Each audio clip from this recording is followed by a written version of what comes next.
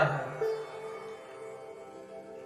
सुख की चाहत में पूरा जीवन व्यर्थ कर देते हैं कि धनवान बनेंगे तभी सुख की प्राप्ति होगी।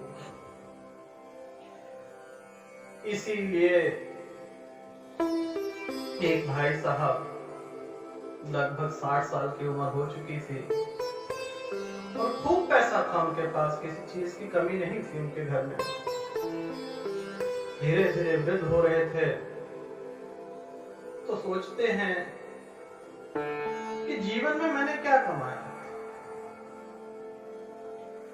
कहां पे गलती रह गई और कहां सुख खो गया।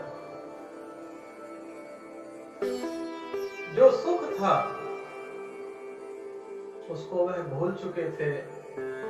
दिन रात पैसा कमाने के चक्कर में अपने जीवन का आनंद जो था, जो परम आनंद था, उसका त्याग किया। बहुत पैसा इकट्ठा कर लिया जीवन में, लेकिन सुख न प्राप्त हुआ। 40-45 की आयु में ही वह बहुत व्याकुल रहने लगे। धीरे धीरे उनको बीमारियां लगने लगी। तब जाके उनको एक दिन बोध आया, ज्ञान हुआ कि मैंने इतना धन कमाया, सुख क्यों नहीं मिल रहा? क्यों ना इस धन को मैं दान करके कुछ अपने लिए सुख प्राप्त करूं। यही चाह रखकर वह फकीर के पास गए। बहुत सारे फकीर वहां पर बैठे हुए थे।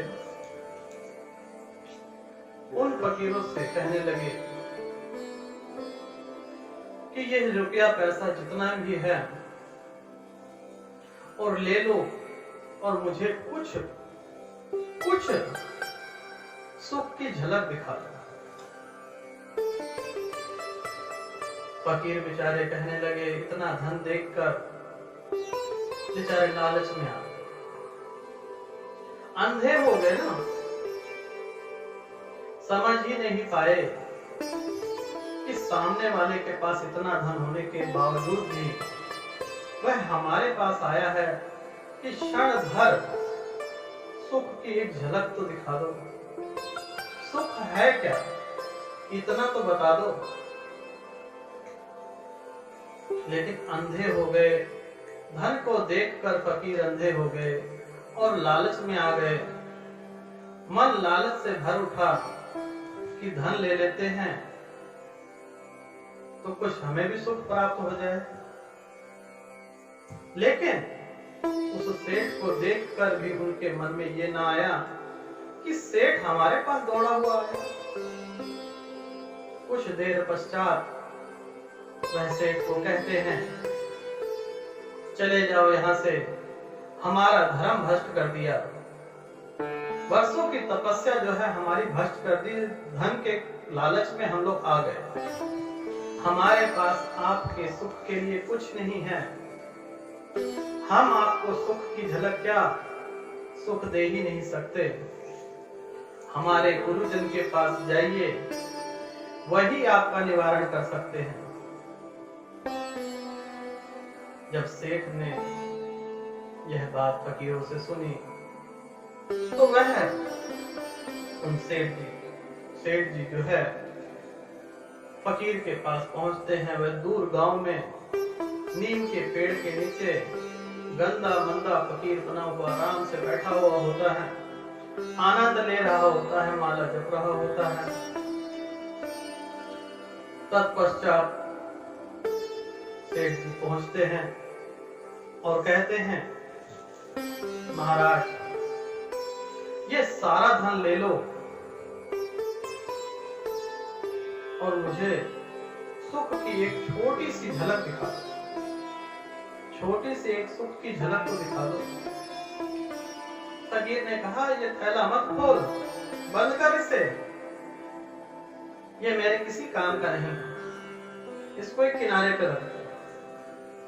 सेठ जी मन ही मन मुस्कुराए, कहने लगे कि वह फकीर तो ज्ञानी नहीं थे, ये बहुत ज्ञानी हैं, इन्होंने तो धन को ही एक किनारे कर दिया, यह जरूर मुझे जो है बेड़ा पार लगवाएंगे।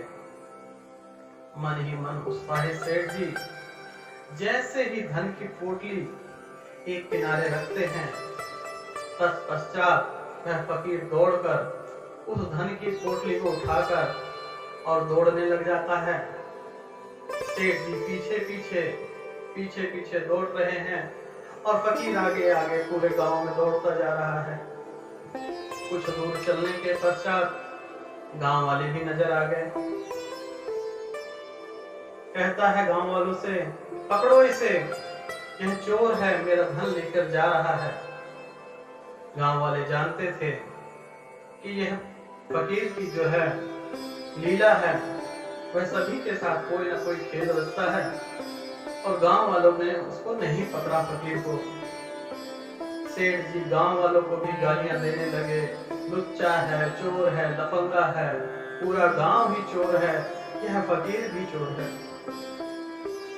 वह ऐसे ऐसे व्याख्यान करते करते चले जा रहे थे, हाँफते जा रहे थे, पसीना पसीना हो गए।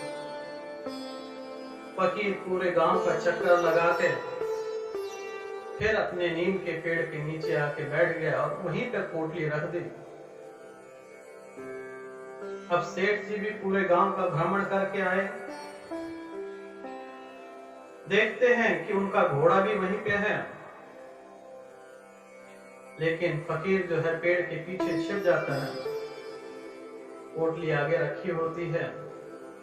सेठ जी आते हैं हाँफते हुए, प्यास लगी है लेकिन पानी नहीं चाहिए। अपने धन की पोटली को देखते हैं और अपने सीने से लगाते हैं, हे परमात्मा, मन को शांति मिल गई। हे परमात्मा, क्या शांति है। मन उत्साहित हो जाता है। तभी पीछे से आवाज आती है, मिल गई झलक, मिल गई ना शांति। यह छोटी सी जो खुशी की झलक थी, जब तक आप किसी चीज खोएंगे नहीं, जब तक आप किसी चीज का त्याग नहीं करेंगे, तब तक आपको खुशी मिल ही नहीं सकती। सब कुछ आपके पास हो, आप उसे खोने के डर से ही तो अपने सुखों का अंत कर देते हैं। सब चीज है आपके पास, तत्पश्चात आप धन के पीछे भागते रहते हैं। धन खो जाए तो परेशान, धन अत्यधिक हो तो परेशान। निरंतर सुख जो है मनुष्य के अंदर ही है। ढूंढते रहिए पूरे संसार में, लेकिन नहीं मिलेगा। जिसे आप बाहर ढूंढ रहे हैं वह आपके अंदर ही तो है। पूरी जिंदगी जितना मर्जी रुपया पैसा खर्च कर लीजिए, लेकिन सुख नहीं खरीद सकते।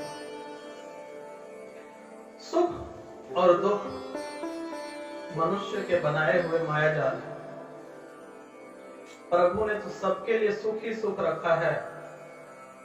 आप सोचते हैं कि पैसों से सुख मिल सकता है, लेकिन आप गलत हैं। आपने देखा होगा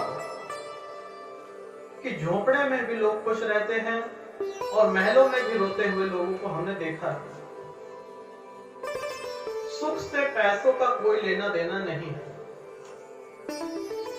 जो चीज आपके पास है, आप उसकी कदर नहीं करते, आगे और बढ़ने की कोशिश करते। धन से न कभी किसी को सुख प्राप्त हुआ है और न होगा। सुख आपके अंदर ही विराजमान है।